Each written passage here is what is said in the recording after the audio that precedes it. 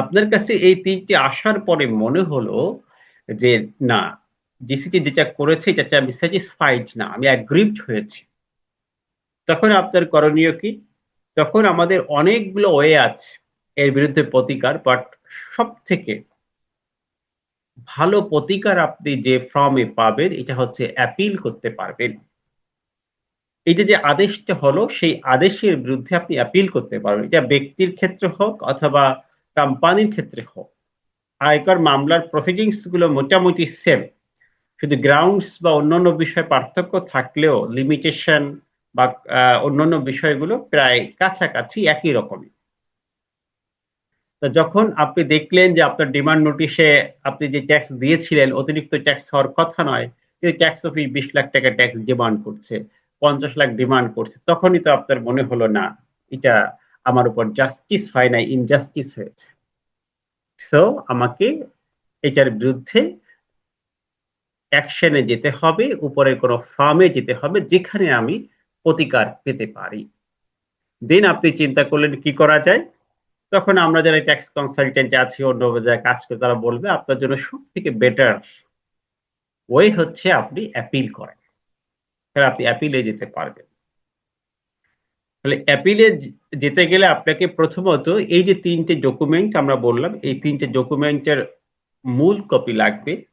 আর যদি মূল কপি না থাকে সেক্ষেত্রে অবিকল নকল কপি, সার্টিফাইড কপি এটা উত্তোলন করেও আপনি অ্যাপিলে যেতে পারবেন।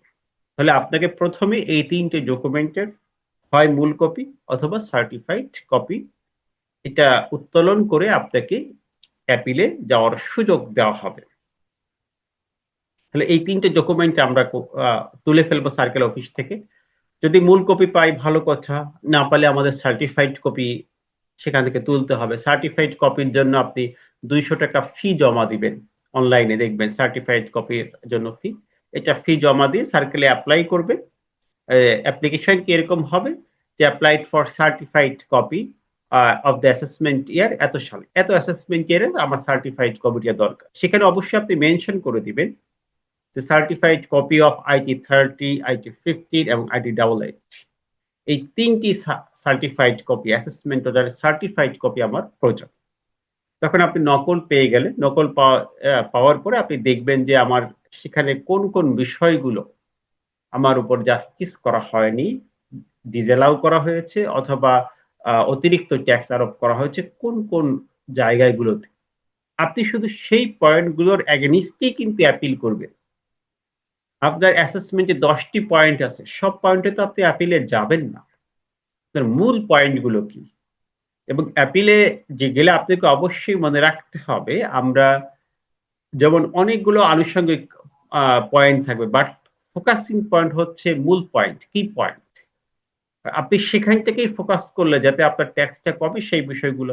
হিয়ারিং এ তো আপনি সব বিষয় উপস্থাপনও করতে পারবেন না। এজন্য মূল পয়েন্টটা খুবই ইম্পোর্টেন্ট যে অ্যাপিলে যে কোন গ্রাউন্ডসটা আপনি লিখবেন। তা ১ম কথা হচ্ছে রায় অথবা সার্টিফাইড কপি যে সময় উত্তোলন করবেন সেই উত্তোলনের পরে উইথিন 45 ডেজ আপনাকে ৪৫ দিনের মধ্যে অ্যাপিল করতে হবে। এটাকে বলা হয় ফার্স্ট অ্যাপিল। তাহলে টাইম লিমিট হচ্ছে তামাদিল হচ্ছে 45 ডেজ। কখন থেকে? যখন থেকে অ্যাসেসমেন্ট হয়েছে সেই দিন থেকে। আর যদি আপনাকে সেই নোটিশটা প্রেরণ না করে থাকে, অরিজিনাল কপি না প্রেরণ করে থাকে, তাহলে যেদিন আপনি সার্টিফাইড কপি উত্তোলন করবে সেই দিন থেকে 45 ডেজ কাউন্ট হবে।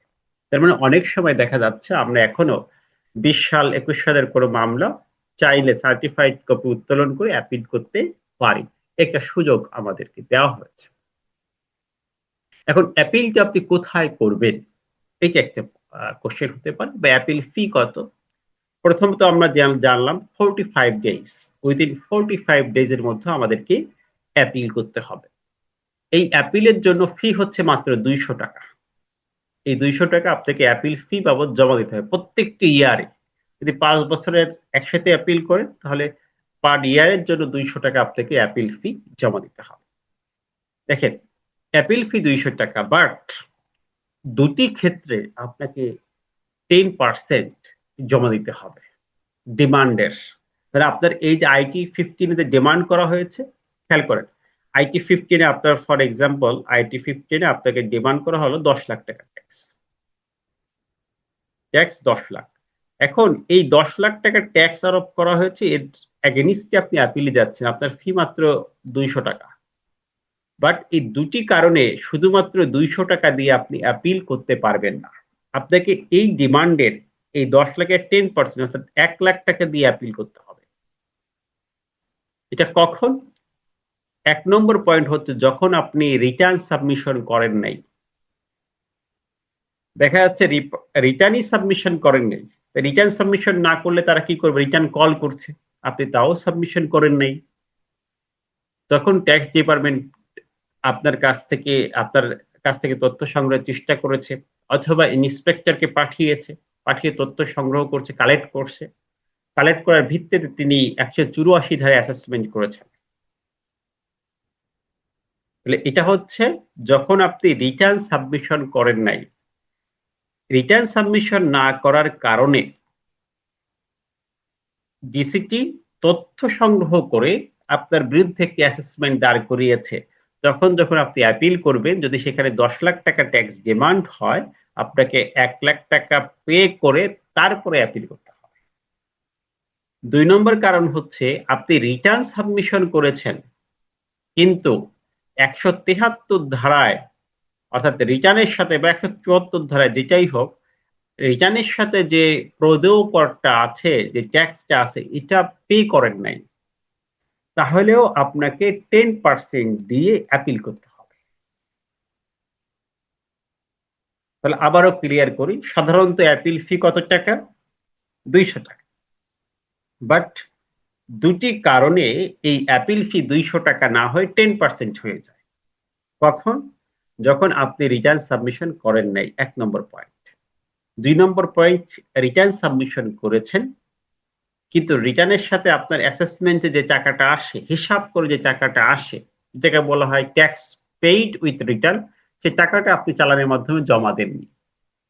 তখন আইন ওই 200 টাকা দিয়ে আপনাকে অ্যাপিল করার সুযোগ দিবে না, বলবে আপনি 10% পে করে আসেন। তাহলে এই পয়েন্টটা কি আমরা বুঝতে পারছি কিনা? এটা খুব গুরুত্বপূর্ণ একটা ইস্যুস। সাধারণত অ্যাপিল ফি মাত্র 200 টাকা। আর অন্য এই দুটি ক্ষেত্রে কিন্তু আপনাকে 10% পে করার পরে, চালান জমা দেওয়ার পরে অ্যাপিল করার সুযোগ পাবে। ওকে, অ্যাপিল করার পরে এখন আমাদের হয়ে গেল যে অ্যাপিল করতে পারবো। এখন প্রশ্ন আসে যে আমরা তো অ্যাপিল করতে পারবো, তাহলে আমরা কতদিনের মধ্যে করব? 45 ডেজে আমরা অ্যাপিল করব। এখন প্রশ্ন হচ্ছে কোথায় করব, কার কাছে করব? এখানে আমাদের অ্যাপিল করতে হবে আমাদের স্ট্যাটাস অনুযায়ী। যদি দেখা যাচ্ছে কোনো পার্সন হয়, ইন্ডিভিজুয়াল হয়, ব্যক্তি করদাতা হয়, তাহলে আমাদের অ্যাপিল করতে হবে অ্যাপিলেট যুগ্ম কমিশনার বরাবর। আমাদের এখানে 4টি অ্যাপিল জোন আছে। এটা আগারগাঁওতে যে আমাদের রাজস্ব ভবন আছে, সেখানে 4টি অ্যাপিল জোন আছে। এই 4টি অ্যাপিল জোন বা 4টি অ্যাপিলেট কমিশনারের কার্যালয়, যেমন আমাদের এখানে সার্কেলের কার্যালয় আছে, কমিশনারের কার্যালয় আছে, টোটাল ঢাকা শহরে 25টি, 25, আর অ্যাপিল আছে 4টি। এই 4টি অ্যাপিলের জোনে, প্রত্যেকটি জোনে, ধরেন অ্যাপিল জোন 4, সেই অ্যাপিল জোন 4-এ আবার 4টি করে আপনার রেঞ্জ আছে, অর্থাৎ যুগ্ম কমিশনার, যুগ্ম অ্যাপিলেট কমিশনার। একটা যুগ্ম কমিশনার, যেটাকে আমরা বলি রেঞ্জ সার্কেল, এখানেও ঠিক সেরকম আছে, যেটাকে বলা হয় যুগ্ম অ্যাপিলেট কমিশনার। তাহলে ক্লিয়ার হন, তাহলে এখানে একটা হচ্ছে অ্যাপিলেট কমিশনার, আরেকটা হচ্ছে যুগ্ম অ্যাপিলেট কমিশনার, 4 জন আছে। এখানে 4টি অঞ্চল আছে। আপনার অ্যাসেসমেন্ট অর্ডারে লেখা থাকবে যে কোন অঞ্চলে আপনি অ্যাপিল করবেন, এটা লেখা থাকবে। এখন প্রশ্ন হচ্ছে, যখন ব্যক্তি করদাতা হবে, আপনার ক্লায়েন্ট যখন ব্যক্তি হবে, সে যখন অ্যাপিল করবে, তখন সে অ্যাপিল করবেন হচ্ছে অ্যাপিলের জয়েন্ট কমিশনার এখানে। তাহলে এখানে 1, 2, 3, 4, রেঞ্জ 4, রেঞ্জ 1 এরকম লেখা থাকে। এটা ধরলাম রেঞ্জ 1। তাহলে রেঞ্জ এই যে জোন 4 এর রেঞ্জ 1, যে রেঞ্জ 2, রেঞ্জ 3, রেঞ্জ 4 এরকম 4টি রেঞ্জ আছে। তাহলে আমাকে প্রথমে যদি দেখা যায় যে আমার ব্যক্তি করদাতার বিরুদ্ধে আমার অ্যাসেসমেন্ট হয়েছে, সেক্ষেত্রে আমি আপিল করব রেঞ্জে, সেটা রেঞ্জ 1 হোক 2 হোক, অ্যাজ পার এখতিয়ার অনুযায়ী। আর যদি আমি কোম্পানি করদাতা হই, আমার স্ট্যাটাস যদি কোম্পানি হয়, আমি যদি কর্পোরেট ট্যাক্স প্র্যাকটিস করে থাকি, তাহলে আমাকে অ্যাপিল করতে হবে সরাসরি কমিশনার বরাবর। তখন আর আমাকে অ্যাপিলের জয়েন্ট কমিশনারে অ্যাপিল করার কোনো সুযোগ নেই, বা রেঞ্জের নামে কোনো অ্যাপিল করার সুযোগ নেই। এখন এই যখন আপনি অ্যাপিল সাবমিশন করবেন, অ্যাপিল কিভাবে করবেন, প্রসিডিংস এগুলো আমি একটু পরে আসছি, যে অ্যাপিলটা কিভাবে করবেন, কিভাবে গ্রাউন্ডস লিখবেন, এটা একটু পরে আসছি। অ্যাপিল সাবমিশন করার পরে এই অ্যাপিলে যিনি দায়িত্বে থাকবেন, এটা কমিশনার হোক অথবা যুগ্ম কমিশনার হোক, যিনি হোক না কেন, তাদের বিষয়টি হচ্ছে 150 ডেজ, 150 দিনের মধ্যে অ্যাপিল সাবমিশনের 150 দিনের মধ্যে এটাকে সমাধান দিতে হবে তাদেরকে। তাহলে এখানে টাইম বার্ড, অনেকে বলে না টাইম বার হয়েছে, তাহলে টাইম বার্ড কিভাবে হয়, যে টাইমের মধ্যে আপনাকে এই অ্যাপিলের সমাধান করতে হবে।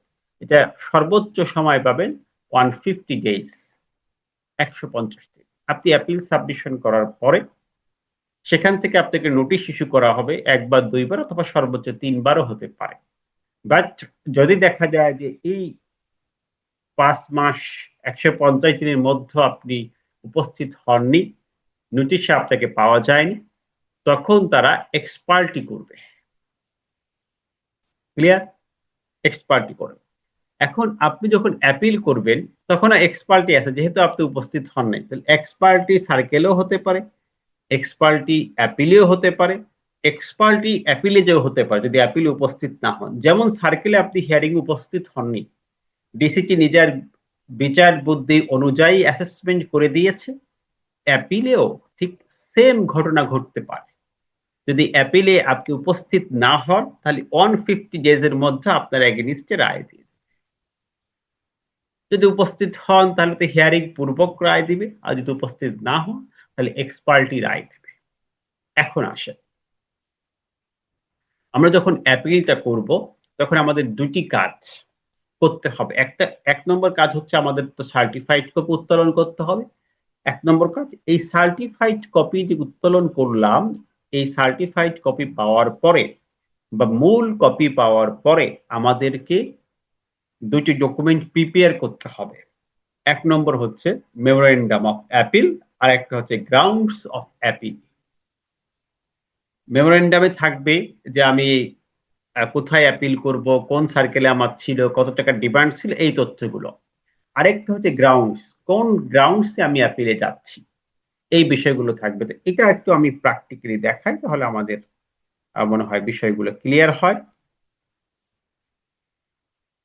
তাহলে আমরা অ্যাপিলের সময় কয়টি ডকুমেন্ট প্রিপেয়ার করব? দুটি ডকুমেন্ট, একটা হচ্ছে মেমোরেন্ডাম অফ অ্যাপিল, আর একটা হচ্ছে গ্রাউন্ডস অফ অ্যাপিল। এই দুইটা, এটা কিভাবে তৈরি করব, এখন এইটাই আমরা আসি। আমি যেগুলো একটা অ্যাপিলের মেমোরেন্ডাম আগে দেখাই, তাহলে আপনাদের বুঝতে সুবিধা হবে। কর কমিশন অ্যাপিলের যুগ্ম কর কমিশন নিকট অ্যাপিল ফর্ম, এটা হচ্ছে গভর্নমেন্টের একটি প্রিসক্রাইব ফর্ম। এই ফর্মেই আপনাকে অ্যাপিল করতে হবে।